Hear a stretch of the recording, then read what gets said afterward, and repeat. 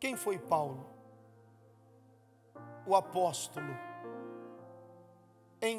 Na maior parte das suas cartas, ele começa as suas cartas assim: Paulo, servo de Jesus Cristo, chamado para o apostolado. Ou então Paulo, o apóstolo. Mas é Paulo, primeiro nome, diga nome. Servo de Jesus Cristo, chamado para o apostolado. A maior parte das suas cartas ele começa assim: Paulo, apóstolo. Nunca o título na frente do nome, sempre o nome na frente de todo e qualquer título.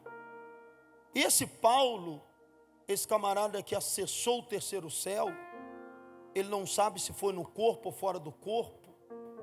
Paulo, que escreveu sobre o mundo espiritual como ninguém escreveu.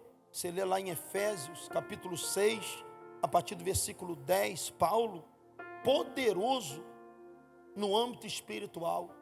Assim como Salomão dominava o mundo físico, nas suas palavras de sabedoria, Paulo, ele era o camarada que no mundo espiritual, na Bíblia eu não achei como ele. Ele escreveu sobre o mundo espiritual, batalha espiritual, principados, potestades, hostes. Ele escreveu sobre os dons espirituais. Paulo, pelo discernimento espiritual, ele coloca nome nos dons espirituais. Ele fala sobre os dons de cura, dom de interpretação, dom de língua estranha, dom de línguas estranhas, dom da palavra da ciência, palavra de sabedoria, o dom da fé. Ele fala sobre os 9 dons espirituais, dons de operação de maravilhas. De onde Paulo tirou isso? Ele não aprendeu com ninguém isso. Na verdade, Deus desencortina o céu para Paulo nesse âmbito espiritual. Paulo ele escreve sobre os dons ministeriais, como está na carta aos Efésios, capítulo 4, versículo 12. Então ele fala sobre os dons espirituais, ele fala sobre os dons ministeriais, o apostolado, pastoreio, doutorado, mestrado, a unção profética. Paulo ele esmiuça tudo isso. Esse camarada era forte demais. E no final do seu ministério, ele declara: combati o bom combate, terminei, coisa que muita gente não faz, terminei a carreira e guardei a fé. Mas Paulo, antes de dizer essas palavras, ele estava passando por algumas debilidades, dificuldades, como um autêntico discípulo de Cristo, um autêntico apóstolo. Porque Jesus nos chamou também para nos tornar participante até das suas dores. E Paulo, como um autêntico discípulo, autêntico apóstolo, ele está terminando os seus dias, não desviado, mas fisicamente debilitado, com muita injúria, com muitas difamações, com muitas calúnias, cheio de Deus como ele era e cheio do Espírito Santo. Paulo, ele tem algumas necessidades, mas dentro das suas necessidades ele vai citar sobre o nome de Epafrodito, e ele mesmo vai dizer que Epafrodito era irmão, diga irmão, ele era cooperador, diga cooperador, ele era companheiro nos combates. O que mais está faltando para nós, que queremos acertar nesse tempo do fim, é exatamente isso, companheiros nos combates. Quantos de vocês se sentem lutando sozinhos? Não é diferente comigo não, também. Envolto com centenas de pessoas, quantas guerras eu me sinto sozinho. Paulo está dizendo que Epafrodito era muito útil, porque ele era irmão, ele era cooperador, ele era companheiros nos combates, e ele foi enviado para prover as necessidades de Paulo. Ele não fala só de Epafrodito com essas virtudes, com essas qualidades, mas ele está falando de Lucas e também de Marcos. E onde estavam os demais? Onde estavam os demais? Mas Paulo vai dizer aqui, ele diz em 2 Timóteo capítulo 4, versículo 11, só Lucas está comigo. Imagine só, irmão, pare um pouquinho. O que esse homem fundou de igreja na Ásia e na África? O que esse homem quebrou de império de Satanás? Esse homem ganhou famílias e famílias e famílias. Esse homem conquistou cidades e continentes, como toda a Ásia e parte da África, para no final dizer: só Lucas está comigo. Eu preciso que tomes Marcos e traze-o contigo, porque me é muito útil para o ministério. Imagine só, você é um guerreiro, uma guerreira, um desbravador, depois de ter feito tanto por todo mundo, você está lá no final da sua trajetória, cheio de fé, entendendo que combateu o bom combate, entendeu que está terminando a sua carreira, e poder dizer que só fulano ficou com você. Foi o que Paulo passou, mas eu quero falar exatamente sobre isso. E aqui eu encerro as minhas palavras. Ainda que seja pouco, mas Deus nunca vai deixar de colocar do teu lado geradores de consolo, geradores de paz. Nem que seja alguém que sirva, como Paulo diz: traz a minha capa que ficou em Troade. Que alguém sirva pelo menos para trazer uma capa que te aquece. Mas eu declaro que em meio às suas guerras, você não vai terminar só. Porque o Deus poderoso, ainda que ele tenha que levantar um Lucas ou um Marcos,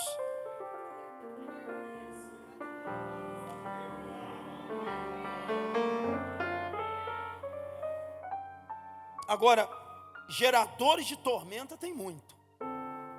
Geradores de ventos tem muito.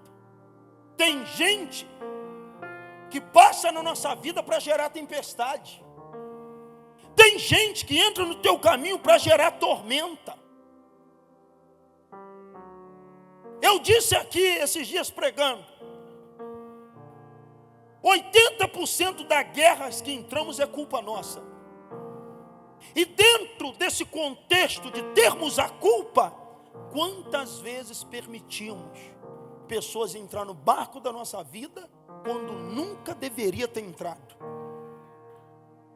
Só prova isso? Claro que eu provo. Jonas, ele foi um gerador de tempestade e de tormenta no navio daquele capitão. Era para tudo e muito bem. Mas Jonas, só precisou Jonas entrar no barco. Então, quantas pessoas que entram no teu caminho só para gerar tormenta e tempestade? Acabe colocou a vida de Josafá em risco. Por causa de quê, pastor? Uma parceria. O quê? O quê? Esse é o tempo que a gente fala de alianças. A gente abre a internet e o que mais ensina hoje é que para você crescer você tem que fazer alianças, parcerias. Mas Deus não abençoa julgo desigual.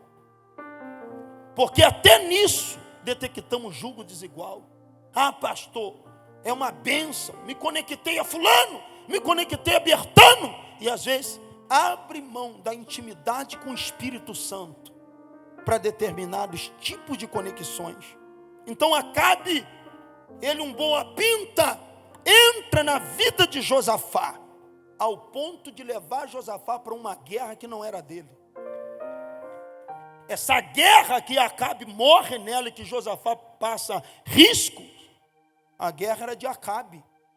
Mas por causa da aliança que Acabe persuadiu Josafá a fazer com ele, Josafá teve que ir para uma guerra que não era dele, e lá ele correu o risco e voltou só porque Acabe ficou morto lá. A misericórdia de Deus. Eu não sei quantos estão aqui guerreando uma guerra que não é sua, ou comprando uma briga que não é sua. Nesse dia, quantas pessoas que estão entrando numa batalha e numa guerra. Deixa eu falar algo aqui, irmão. Não entre, principalmente onde Deus está tratando,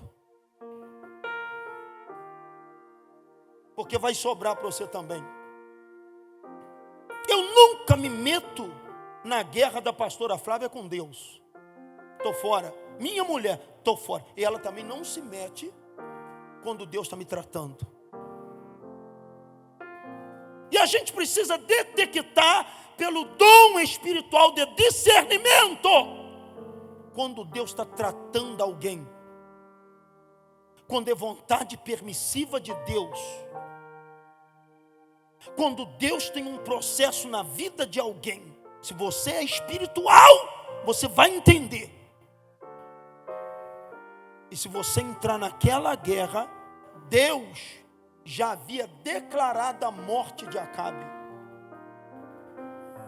E Josafá, com um coração nobre e bondoso, irmão, nesses dias eu vou falar algo aqui, poucas pessoas vão me entender, mas tem meia dúzia de mente aberta aqui que entende. Não é todo mundo que a gente pode estender a mão. Não é todo mundo que a gente pode trazer para a nossa mesa. Não é todo mundo que a gente pode dizer, eu vou te socorrer. Porque tem coisas que Deus faz assim, é comigo. Eu estou tratando, eu estou ensinando. Eu tenho vitórias para ele e para ela. Mas por enquanto é tratamento. Deixa eu te falar uma coisa. Jonas pagou para embarcar naquele navio. Coitado daquele comandante com a sua simplicidade. Pode entrar, pode entrar, pode entrar. Jonas entrou. E no meio, tormenta. O navio em dia, o navio segurado, o comandante, o capitão, mestre em navegações, tudo certo. Muitos indo tirar férias, outros a passeios, outros com malas e mais malas, porque não tinha prazo para voltar. E por causa de uma pessoa, o mar.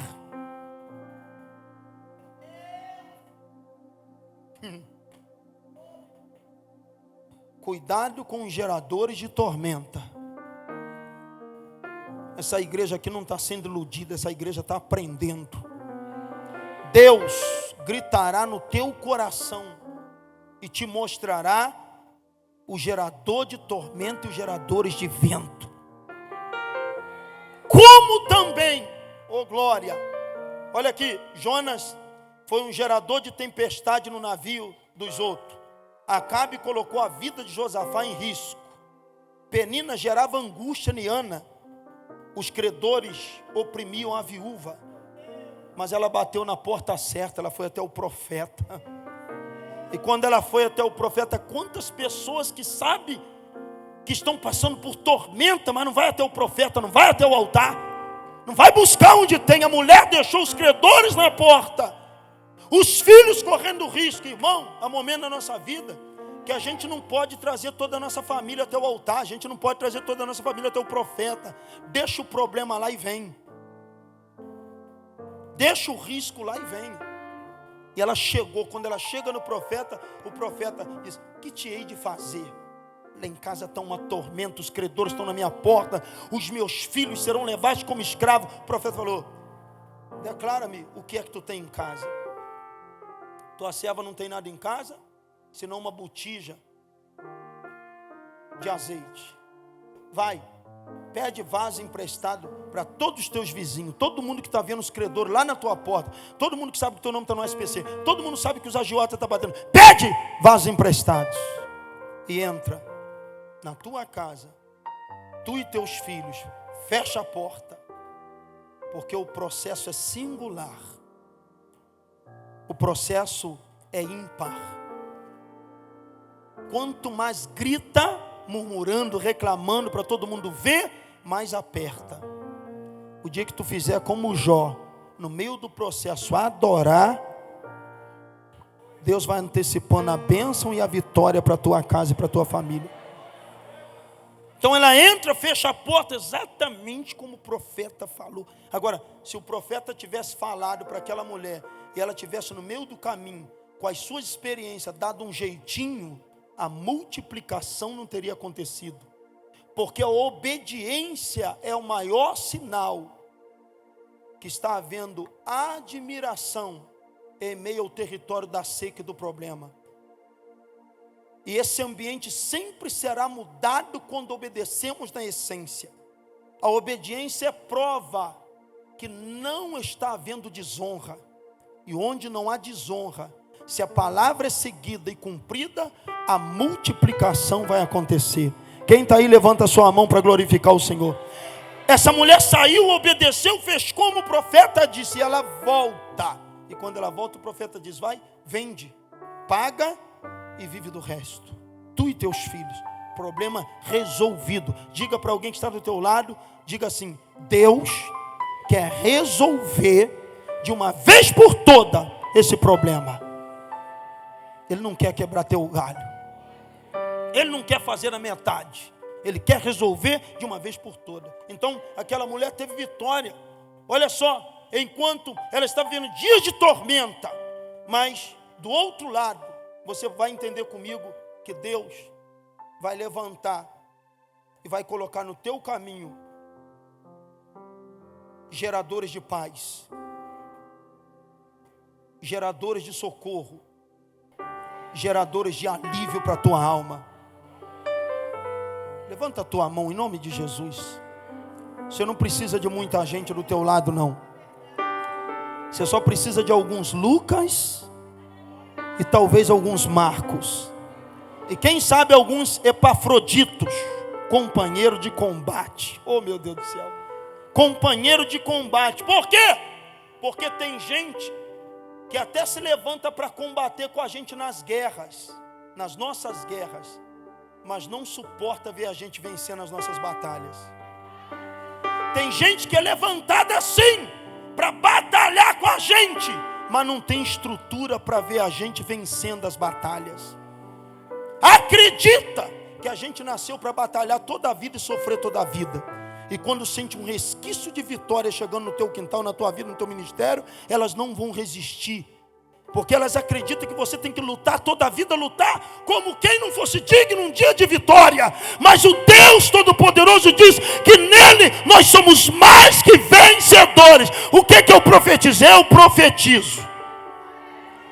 Eu profetizo que Deus vai colocar do teu lado gente que vai ter estrutura para ver você contando testemunho. Gente que vai ter estrutura para ver você cantando o hino da vitória. Gente que talvez a hora dele e dela nem chegou, mas já se alegra com você vencendo as suas batalhas. Eu quero profetizar que Deus vai colocar gente do teu lado quando você estiver andando e chorando, levando a semente, gemendo. Mas pessoas que vão ter capacidade e condições para ver você voltando com alegria, trazendo resultado. Se você recebe essa palavra, eu digo, não vai demorar muito. Todos nós precisamos de Lucas. Quem era Lucas? Doutor. Para que Lucas servia? Lucas não profetizava sobre Paulo. Lucas não falava língua estranha na cabeça de Paulo. Lucas não marchava na frente de Paulo. Mas quando Paulo voltava dos açoites por causa do evangelho, Lucas deitava ele na maca e começava a sarar as suas feridas. Tu vai voltar mais forte, Paulo. Oh, glória! Marcos era um bom evangelista, mas Lucas foi levantado, oh glória, para um tempo, para um ciclo, só para tratar as feridas de quem tinha ferida por causa do evangelho. Se você está sendo machucado por causa do evangelho, Deus vai levantar alguém para ajudar a cicatrizar essas feridas. Não vai demorar muito tempo. Não é todo mundo que recebe essa palavra não, mas quem está no culto da fé, no culto da guerra, no culto da batalha, pode glorificar o nome do Senhor. Olhe para quem está do seu lado e diga: você não precisa de anestesista, você precisa de Lucas. Lucas, ele toca lá na tua ferida, mas ele te prepara para a próxima fase. Lá de cá, deixa eu vir para cá, que eu acho que os meus cantores, Lucas, não aplica anestesia, mas ele te cura para a próxima fase.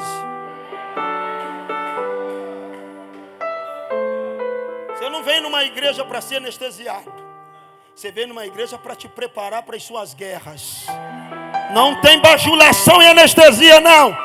Aqui tem Lucas de Deus para curar e te preparar e dizer: sai por essa porta, amanhã tu vai ser ferido de novo, mas volta para ser curado.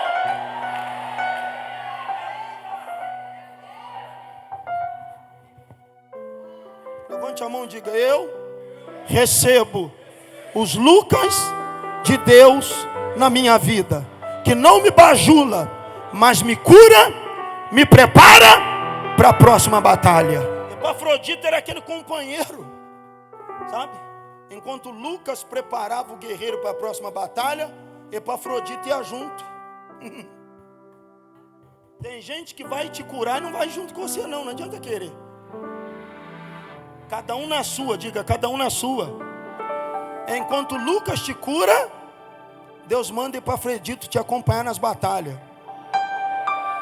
Cadê Lucas? Lucas está me aguardando lá. E se eu me ferir, eu sei onde eu vou ser curado. Isso aqui é mensagem para congresso, gente. Enquanto Lucas está prontinho para me receber. Lucas não vai vir até mim na batalha. Quem anda comigo é Epafrodito. Mas uma vez que eu me senti ferido, eu quebro todo o meu orgulho, mesmo como apóstolo, e sei onde eu vou me curar. Eu vou lá.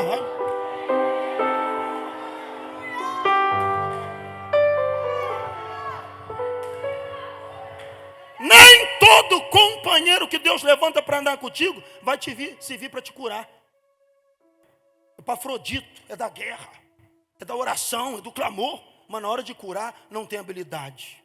Aí tu tem que voltar um pouquinho atrás e ir até o teu Lucas. Lucas não era companheiro de batalha. Lucas ficava no lugar certo, esperando os guerreiros chegar para liberar cura.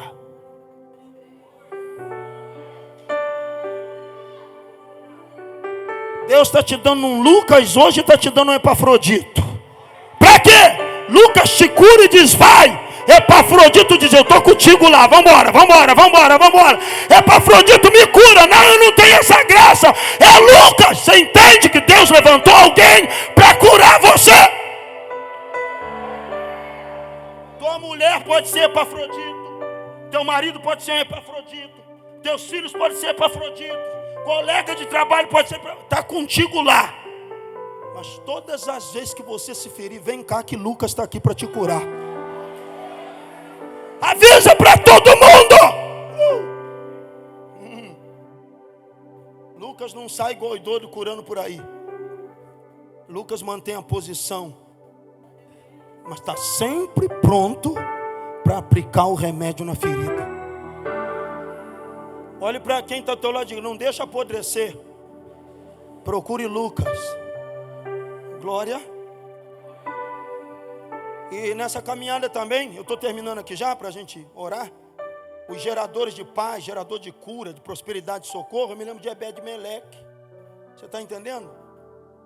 Lucas cura, Epafrodito acompanha e Ebed-Meleque tira do buraco. Então, enquanto um cura, o outro vai junto. Mas lá na frente, Jeremias, se você estiver na lama, tem sempre um Ebed-Meleque para dizer, vou tirar daí. O que o senhor está pregando? Eu estou pregando para cada estado, cada nível da batalha, cada situação da batalha. Deus tem a pessoa certa para o momento certo. Oh, glória! Para te preparar e te curar para a guerra, Lucas. Para ir contigo pelo caminho, Epafrodito. Para tirar você do calabouço, da lama, da fedentina. Tem alguém que chega, olha e joga a corda. Porque Deus está falando, eu levanto Ebed-Meleque, porque tu não vai morrer agora. Sai daí! Não, você tinha que dar um glória a Deus. Meu Deus do céu, dá um glória a Deus. Dá um aleluia. Se você quer Lucas, se você quer Epafrodito, se você quer Ebed-Meleque no teu caminho, entenda que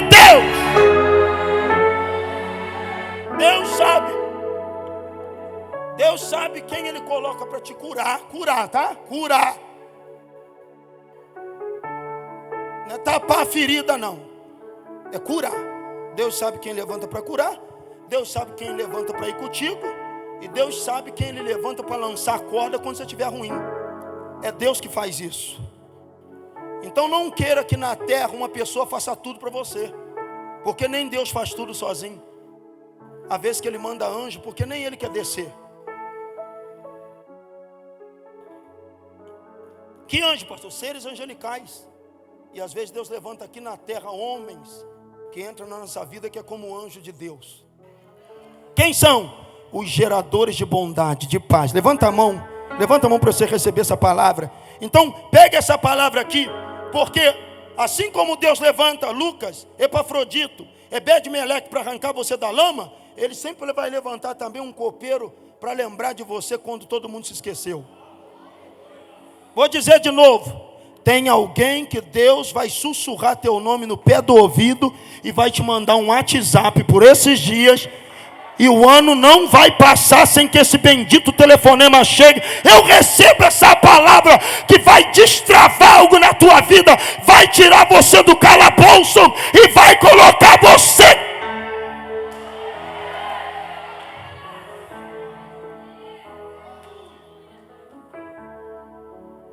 Porque no lago da amargura, quando José pensou, agora já era, eu estou sozinho no cárcere. Não tem aqui. Mas Deus está dizendo, eu coloquei lá. Para quê? No momento certo se lembrar de você. Então quando José pensava que agora havia acabado, Faraó é atormentado por um sonho. E só revela sonho quem sonha. Só entende de sonho quem sonha. Então diga para quem está falando, não deixe de sonhar. Porque tu é fonte para ajudar muita gente a realizar o sonho dela. Então para Faraó entender o sonho dele, tem que ser alguém que foi apedrejado por causa dos seus sonhos. Você está sendo apedrejado por causa dos seus sonhos? Isso significa que você foi habilitado por Deus para ajudar alguém lá na frente com os sonhos dela. Gente, tem gente que não levanta uma mão. Parece que eu estou pregando assim, você vai morrer amanhã. Tem uma doença chegando, uma enfermidade. Não é isso que eu estou pregando. Eu estou pregando que Deus está te habilitando a resolver sonho dos outros. Eu estou pregando que Deus tem Epafrodito, Deus tem Lucas, Deus tem Marco. E tem copeiro para se lembrar quando todo mundo esqueceu.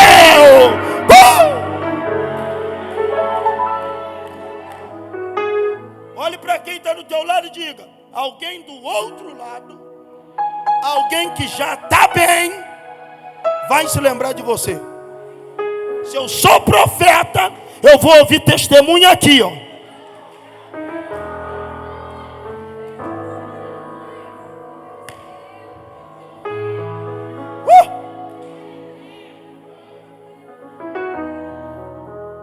Copeiro se lembrou de José.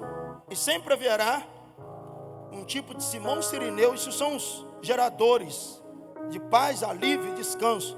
Simão Sirineu foi o único criolim africano, negro, que quando Jesus estava passando com o madeiro, ele entrou no meio e falou, não, eu tenho que carregar isso aqui um pouco para você. Nem os discípulos estavam, até os apóstolos tinham sumido, nem a mãe estava ali. Mas ou seja, quem sofre por Cristo, independentemente do sofrimento, nunca estará sozinho. Vai surgir alguém no teu caminho de Deus. Não vai te ajudar até o fim não, mas vai te ajudar o suficiente para te aliviar. Quem recebe essa palavra, dá um salto dessa poltrona e dá um bendito glória a Deus.